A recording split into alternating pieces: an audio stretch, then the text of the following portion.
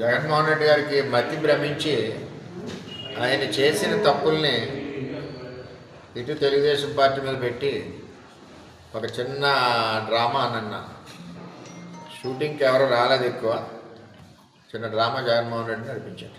అందులో భాగంగా 5 సంవత్సరాల్లో 10 సార్లు జగన్మోహన్ రెడ్డి గారు కరెంటు ఛార్జీలు పెంపిన ఘనత జగన్మోహన్ రెడ్డి. ఈయన అవినీతి వలన విద్యుత్ భారాలు అంటే విద్యుత్ నష్టం భారాలంటే 1,29,000 కోట్ల రూపాయలు జగన్మోహన్ రెడ్డి అవినీతి వలన విద్యుత్ సంస్థల మీద పడ్డమే కాకుండా విద్యుత్ ఛార్జీలు కూడా పెంచారు. ఎన్నిసార్లు? 10 సార్లు.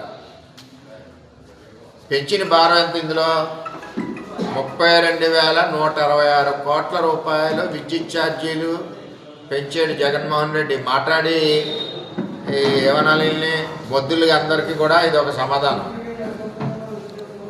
పెంచిన ఛార్జీలు జగన్మోహన్ రెడ్డి మీ పరిపాలనలో 32,166 కోట్లు. 10 సార్లు జగన్మోహన్ రెడ్డి 5 ఇయర్స్లో పెంచాడు. అప్పులు ఎన్ని చేశారు? 49,596 కోట్లు విద్యుత్ సంస్థల కోసం అప్పులు చేశారు. Polavaram hydro electric project pending late చేయడం వల్ల 4,700 నష్టం. అలాగే జెన్కో ప్లాంట్లో విద్యుత్ ఉత్పత్తి తగ్గించడం అంటే అసలు పనిచేయలేదు, దానివల్ల ఎంత పోయింది? 3,135 కోట్లు నష్టం. ఈ విధంగా జగన్మోహన్ రెడ్డి గారి కార్యక్రమాలు చేసి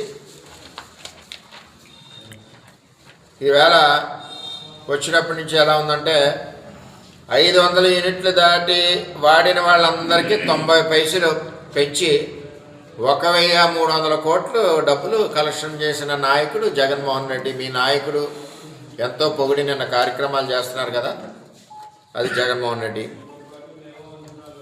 2020 మే నెలలో స్లాబుల సవరణ అని చెప్పి 1,500 కోట్లు జగన్మోహన్ రెడ్డి పెంచాడు.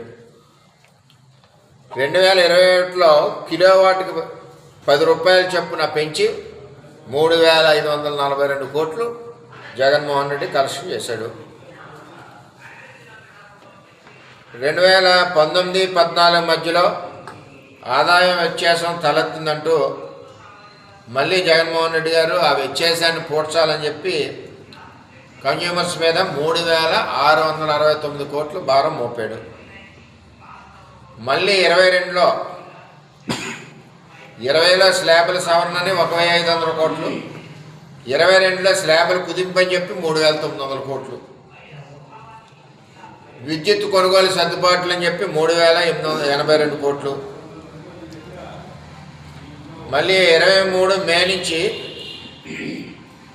Fuel and purchase craft adjustment అని చెప్పి 400 కోట్లు. ఇవన్నీ చేసి ట్రూ ఆఫ్ ఇప్పుడు వీళ్ళు ఏదైతే పెంచారు అన్నదే ఆల్రెడీ వీళ్ళు పెంచేశారు. ట్రూ ఆఫ్ ప్రతిపాదనలన్నీ కూడా 2022-23లో 8,133 కోట్లు పెంచారు. ఇంధన సర్దుబాటు 12,849 కోట్లు. 23-24లో పెంచినవి వాళ్ళు పెంచినయే ఇప్పుడు వీళ్ళు డప్పేసి చెప్పింది. చేత వీళ్ళని అడిగేది ఏంటంటే తర్వాత SC STకి